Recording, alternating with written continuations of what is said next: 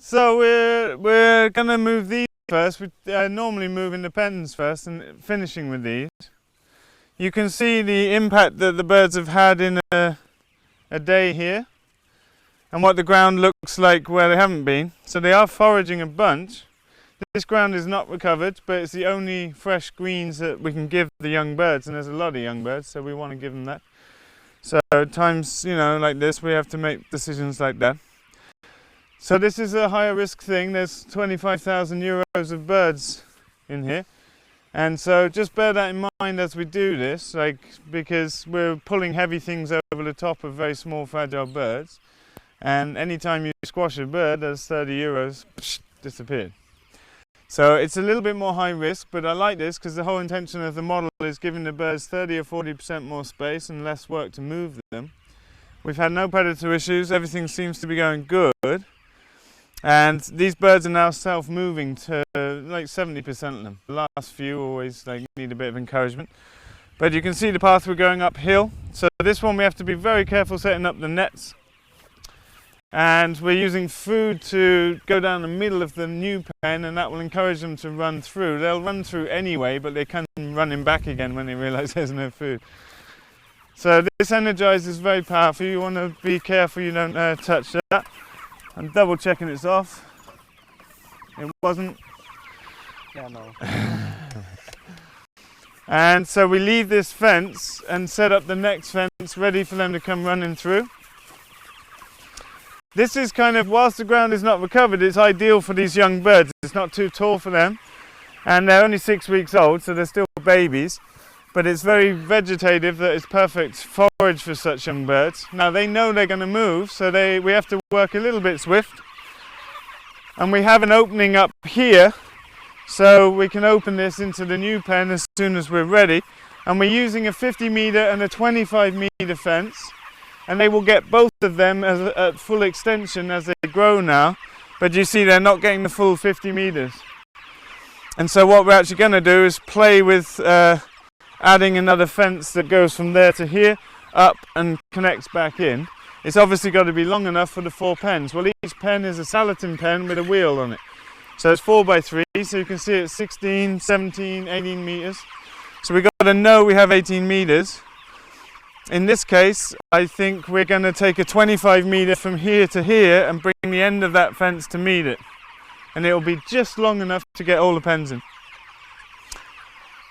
Yeah? Because we've got 18 plus 7 metres to be able to do that. So it works. So we lay the fence out and then we get it up as quick as we can. They might start crashing the fence soon because they know we're going to move. They know the ground's good over here. You see they're foraging. And there's no electric in the fence, so let's get going. So we always start here and go this way. We're joining onto the fence here, and then we're going to bring the end of the fence to it. And then every second day we're setting up a new 50. So he has to bring the fence here. Lucas, you need to bring the end here, so that we know, we'll take this bit away as we let the birds through, but we need to know it's in the right place. So this is where it starts. And so when we get 2 sections across, then you can head 90 degrees that way.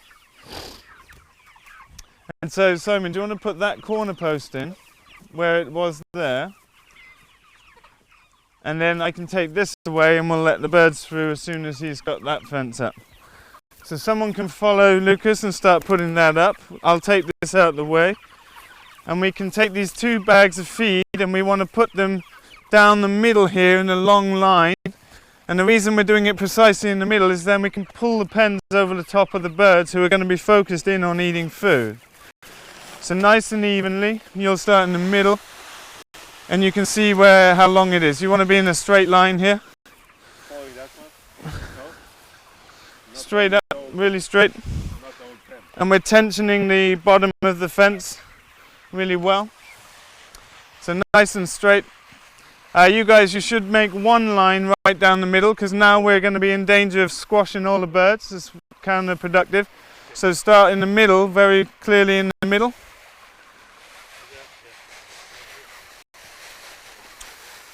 So it might become a little precarious now because we're going to have birds feeding right where the wheels will be. Yeah, is there pegs in?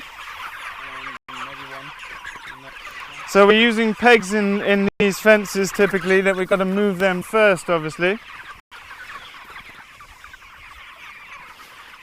And we're using the old fence to create a guide for them. I would put it on the inside maybe.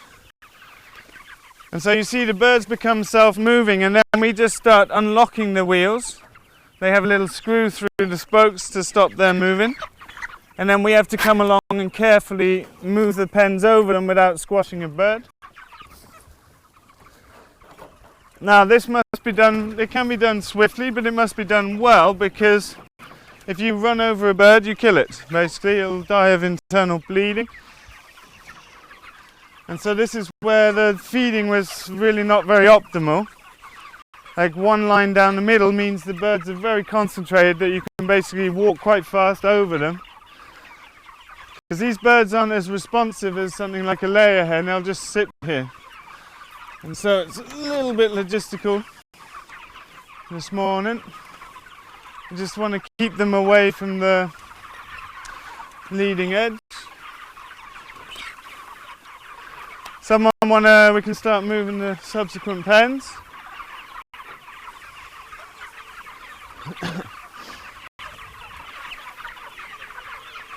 And we're watching all our wheels. We're not just walking along, we're being very mindful of where we're at. I'm actually watching all the wheels, because I'm not sure if you're watching them. But normally I'm doing it alone, like I don't need other people to move this. We get this right to the end. Now we're trying to keep the fence up to it, and then we plug in the screws again, right into their holes.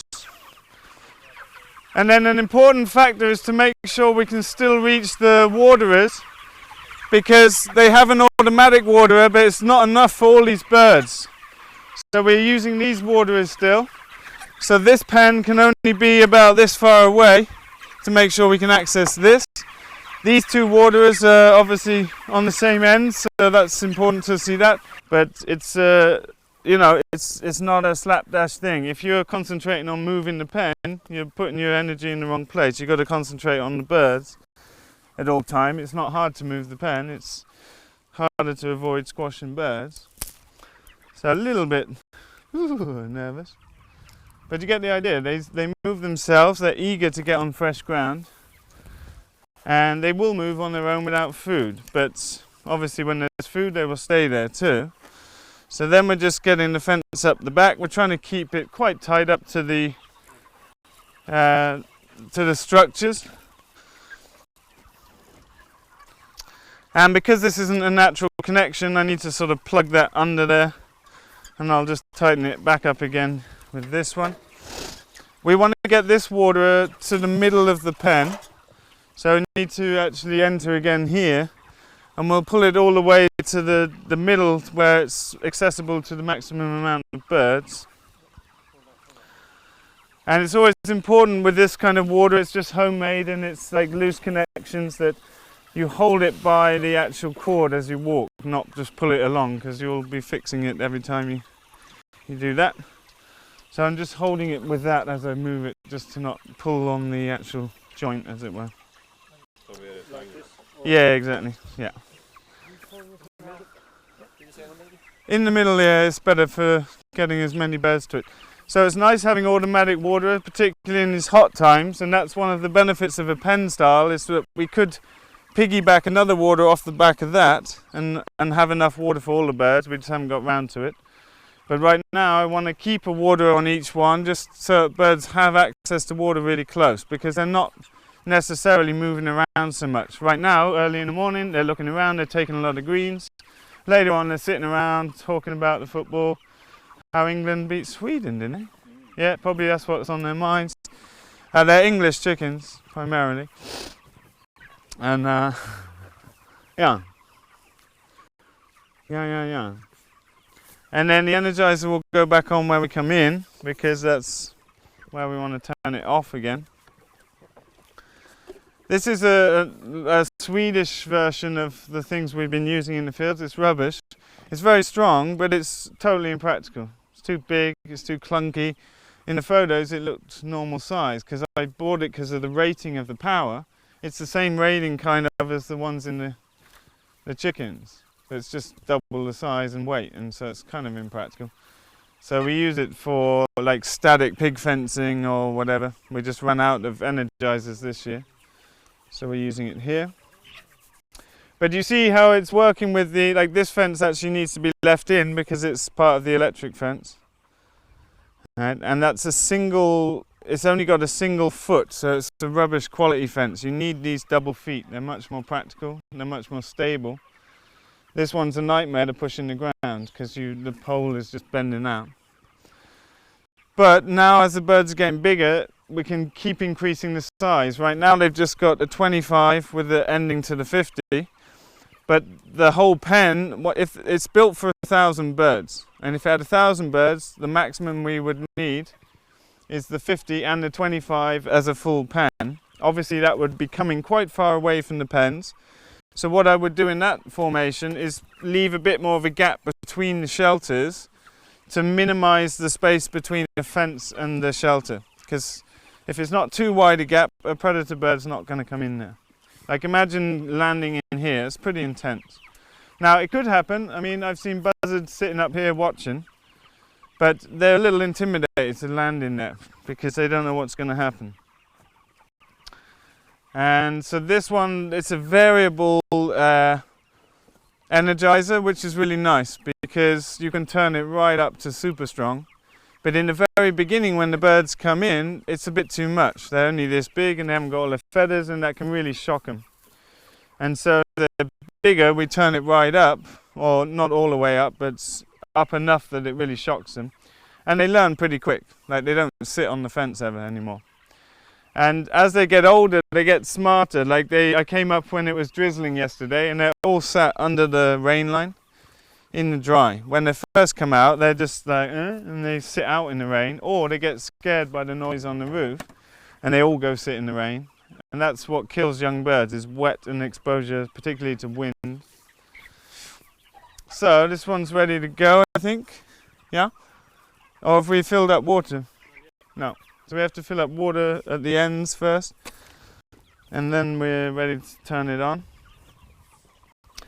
But pretty quick now, 1,000 birds can be done very swift, and they have more space. And that will increase the amount of forage they actually take. You see they really enjoy taking leaves and forbs. And they also, at this age, just eat sticks and whatever they haven't really worked out what's what, yeah. But compared to the laying hens, like these guys shit a lot, right? So like compared to the hens, as they get bigger, they leave massive shits and they shit a lot, which is partly why you need to move them twice a day in the Salatin pens when they get bigger. Like you can see what an impact it's had here, but it's a very even load of manure compared to the layers where you have a high concentration of manure under the eggmobile and a bit of manure around the place. With the broiler pens and this pen, it's all very concentrated, that you get a very even fertilization, as it were. And you can see that in the aerial footage. A laying paddock, you'll see where the eggmobiles were from the aerial footage, whereas these guys, you'll see where the entire pen was. So it's a much better, even fertilizing tool, as it were. But I like it. I'm more and more into this model. And I've just always been cautious to recommend people to try it because it is a big potential risk. You need to think about your predators and you need to respond to whatever happens. But I think I will always do something like this. It's much nicer for the birds. And the workflow is really easy. The first days is more work because you have to kind of come along with these boards and move all of them for like maybe 4, 5, 6 days, and then they start like, okay, yeah, we're going over there, and they're not big enough to do that big run yet. Were they here when you were here before? So at that point they were like small, right, and they were not really following and just a bit meh. But quite a change, no? Yeah, so the first week is more work, but it's an investment in a lot less work over time. So this would be the equivalent of 11 or 12 Salatin pens, and if it was 1,000 birds, it would be the equivalent of 14 pens. So it's a lot less work to do like this. And the birds get a bunch more space when they get their full netting. So the amount of space a bird needs is based on a full-grown bird, right? When they're young, they don't need that much space because they're not moving around much. They're tiny still. So we're increasing the paddocks as the birds grow. Right now I'm happy with this size, but we've got this situation where we were using a 50 and a 25, and the reason we're doing that is we always want an opening for the next day, as it were. So you can't do that with two 50s, it's too big a fence. So we bought 25-meter fences just for this, and that allows us to always have a gate to join the next one with a gate and have a gate for the next. You know, you need a gate at both ends, otherwise it doesn't work. So this is this model, you should think of it as a 1,000-bird model with a 50 and a 25-meter and 4 pens. But they have as much roof space as 5 Salatin pens. But they have a lot more space on the ground, obviously. So the Salatin pens are built to regulation of size, but in this case we want to give them a bit more space because I think it's a bit intensive, the Salatin style pens. They're also very well thought through. I mean, Joel Salatin's developed them over 40-50 years and they work. And there's a reason they work, and there's some of the intricate details you can only appreciate by actually using them. It's all good trying to innovate and change things, but you know, there's a lot to be said for really trying to understand why people develop things over decades. You know, it's good reasons. But I do find it intensive, and I do think we could take care of birds' welfare a little bit better by giving them more space, more forage. And better, like in the hot spell we're having now, you see the other birds get very hot. And this has got a lot more ventilation. But on the equal opposite side, when it's wet and windy, these birds are more exposed. Now you could remedy that by just sticking some drop-down sheets on the side. A nice design addition here would be to put like a corrugated plastic V in front of each wheel. So it like scoots the birds out the way. But even then, probably feet would get stuck under. And then people wouldn't be being so cautious, they'd think it's automated, so they'd just pull it too fast and probably break feet. And so, you know, I'm cautious to do that because it's observational based, it needs to be done carefully. But I haven't ever put drop down sides because, yeah, I'm just curious how it goes like this. If I need to, I'll obviously come and do it. But we brought these birds out in a thunderstorm, it was like the only rain we'd had. And we actually came out and put sawdust under them and just made sure they were dry. But they were all inside in the dry, and so we just chose not to move them onto wet ground and just keep them where they were in the dry and put some bedding in there, and they were totally fine. You know, there was no problem. But they look good. For 6 weeks they look like pretty good. This was an unusual batch that they came out the brooder at very different sizes, some double the size of others. They're evening out a bit now, but it was unusual weight distribution from the beginning, I think. Now obviously you get some variance with males and females, and you get variance anyway just genetically, but they look like good healthy birds now. They're not grazing in the way a cow is, but you know, they're trampling a bit, but they have really grazed this. I mean look, they've eaten it. So I'm happy for them, but ultimately it's not ideal for the fields. Ideally, it would be long grass, graze with a cow, then come in with them. That would be much better. So that's part of our grazing planning, has been to get the ground ready for the birds, but then obviously that's all gone out of whack because the ground's just all not recovered, so we just got rid of the cow. But if we get some rain now, this will be a very nice, you know, it will recover very well, and in the autumn it will be very nice here.